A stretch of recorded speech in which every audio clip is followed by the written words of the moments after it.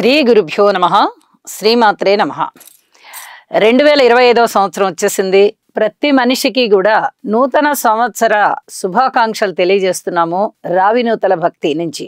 అయితే ప్రతి వారికి ఎన్నో రకాలైనటువంటి కోరికలు సహజంగానే ఉద్భవిస్తూ ఉంటాయి. సంవత్సరం మారంగానే సంవత్సరం మారిపోయింది. ఈ పాత సంవత్సరంలో వెళ్ళిపోయినటువంటి 24లో కొన్ని పనులు మనం మిస్ అయిపోయాము.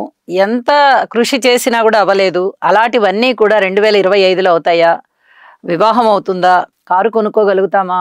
ఖరీదైన సెల్ ఫోన్ కొనుక్కోగలుగుతామా? గృహము కట్టుకోగలుగుతామా? సంతానం కలుగుతారా? ఆరోగ్యం బాగుంటుందా? విదేశీయానం చేద్దామా?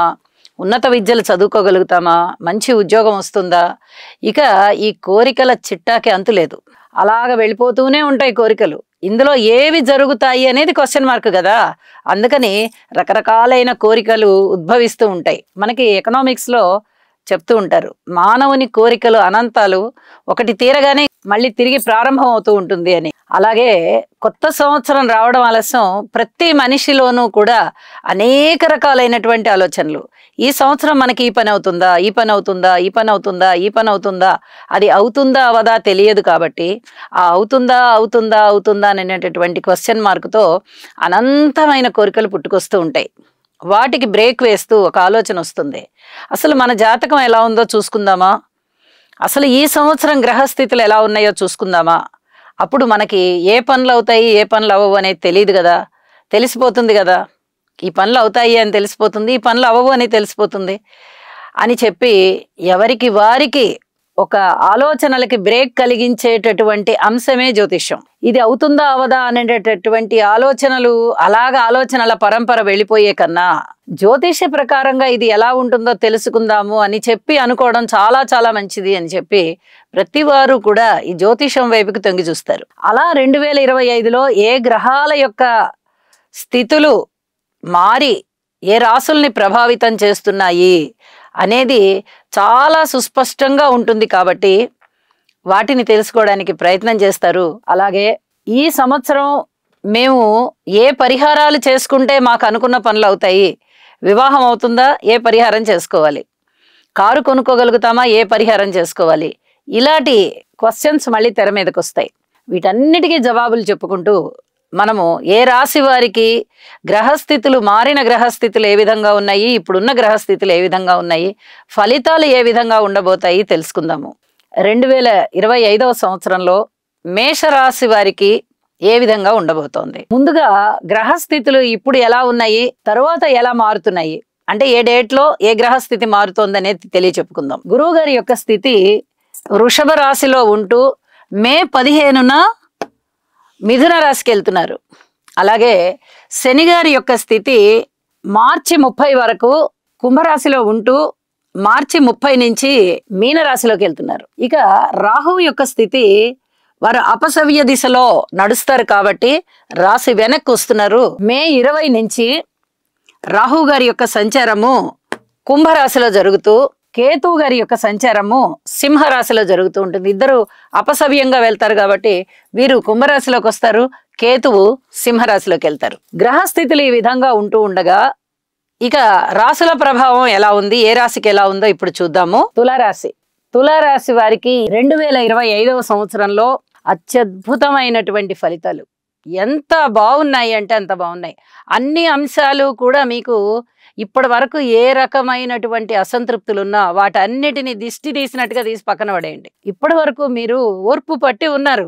ఇప్పుడు మీకు గ్రహాలన్నీ కూడా అనుకూలిస్తున్నాయి. ఏ విధంగా అనుకూలిస్తున్నాయి? ఇక్కడ మనము అసలు ఆదాయ వ్యయాలు చూద్దాం. ఆదాయం చూస్తే 11, ఖచ్చితంగా 2 చేతుల సంపాదించేస్తారు. వ్యయం చూస్తే 5, అంటే సంపాదించిన దానిలో సగము కూడా మీకు ఖర్చు లేదు, ఖచ్చితంగా దాచిపెడతారు అనడంలో ఎటువంటి సందేహం లేదు. ఇక రాజపూజ్యం 2, అవమానం 2, అంటే సరి సమానంగా ఉన్నతి ఉంది, సరి సమానంగా అవమానకరమైన స్థితిలో ఉన్నాయి. అయితే మీరు ఈ అవమానకరమైన స్థితిని అత్యద్భుతంగా మలుచుకోవచ్చు మీకు అనుకూలంగా. ఏ విధంగానండి? గురువుగారి యొక్క అనుకూలత ఈ రాశికి చాలా సుస్పష్టంగా కనిపిస్తూ ఉంది. ఇక్కడ తులారాశి వారికి ఇప్పటి వరకు అష్టమ స్థానంలో సంచారం చేస్తున్నారు. కొన్ని రకాల ఇబ్బందులు ఉన్నాయి, అందువల్లే అవమానాలు. ఇక మే 15 నుంచి నవమ స్థానంలోకి వెళ్ళబోతున్నారు. తన పంచమ దృష్టి చేత రాశిని చూస్తూ ఉంటారు కాబట్టి ఇక శుభాల పరంపర మొదలైంది అని చెప్పాలి. ఎట్లా మొదలైందండి? ఇంట్లో వివాహాది శుభకార్యాలు జరుగుతాయి, మీకు ఉన్నతి కలుగుతుంది, పరువు ప్రతిష్టలు పెరుగుతాయి. కుటుంబ పరంగా కానీ, వ్యక్తిగతంగా కానీ, అన్నదమ్ముల సహాయ సహకారాల రీత్యా కానీ, సంతాన రీత్యా కానీ అత్యద్భుత స్థితికి మీరు వెడుతూ సన్మాన సత్కారాలు అందుకుంటారు. ఇంత బాగున్నటువంటి గ్రహస్థితిలో మరి ఇబ్బందికరమైనవి ఏమన్నా ఉన్నాయా అంటే, శనిగారి యొక్క పంచమ స్థాన స్థితి ఇప్పటి వరకు మిమ్మల్ని కొంత ఇబ్బంది పెడుతోంది కదా. ఇప్పుడు ఈ మార్చి 30 వరకు ఈ ఇబ్బంది అలా ఉంటుంది. ఇక 6వ స్థానంలోకి వెళ్తున్నారు, షష్ఠ స్థానంలోకి శనిగారు వెళ్తున్నారు. ఇప్పటి వరకు షష్ఠ స్థానంలో ఉన్నటువంటి రాహు మీకు అత్యద్భుతమైన ఫలితాలు ఇస్తున్నారు కదా, వారు పంచమంలోకి వస్తున్నారు. అంటే 2 దుష్ట గ్రహాలు ఎక్స్చేంజ్ అవుతున్నాయి. అపసవ్య దిశ చేత సంచారం చేత రాహు గారు పంచమంలోకి వస్తున్నారు. మళ్ళీ ఇప్పటి వరకు మీరు సంతాన రీత్యా ఓర్పు కలిగి ఉండండి, ఓర్పు కలిగి ఉండండి అని చెప్తున్నది అలాగే ఓర్పు కలిగి వెళ్తూ వెళ్ళాలి. 6వ స్థానంలో రాహువు ఇచ్చేటటువంటి అద్భుత ఫలితాలు ఎలా ఉన్నాయో ఇప్పుడు శనిగారు ఆ ప్లేస్ని భర్తీ చేస్తూ శనిగారు ఇచ్చేటటువంటి అద్భుత ఫలితాలు అలా ఉన్నాయి. అంటే శనిగారు ఇచ్చేటటువంటి అద్భుతమైనటువంటి విజయ యోగాలు, విజయ అవకాశాలు అని చెప్పకూడదు, అవకాశాలు మీకు ఎప్పుడూ ఉన్నాయి. యోగాన్ని ఇవ్వాలి కదా. ఆ 6వ స్థానంలో శనిగారు ఇచ్చేటటువంటి యోగాలు ఏవైతే ఉన్నాయో, 9వ స్థానంలో గురువుగారు ఇచ్చేటటువంటి యోగాలు ఎలా ఉన్నాయో మిమ్మల్ని ఒక ఉన్నత స్థితికి తీసుకువెళ్తాయి అనడంలో సందేహం లేదు. అలాగే కేతువు గారి యొక్క స్థితి కూడా లాభస్థానంలోకి వచ్చింది. ఇంకా ఇంతకన్నా ఏం కావాలండి? కేతువు బాగున్నారు, గురువుగారు బాగున్నారు, శనిగారు బాగున్నారు.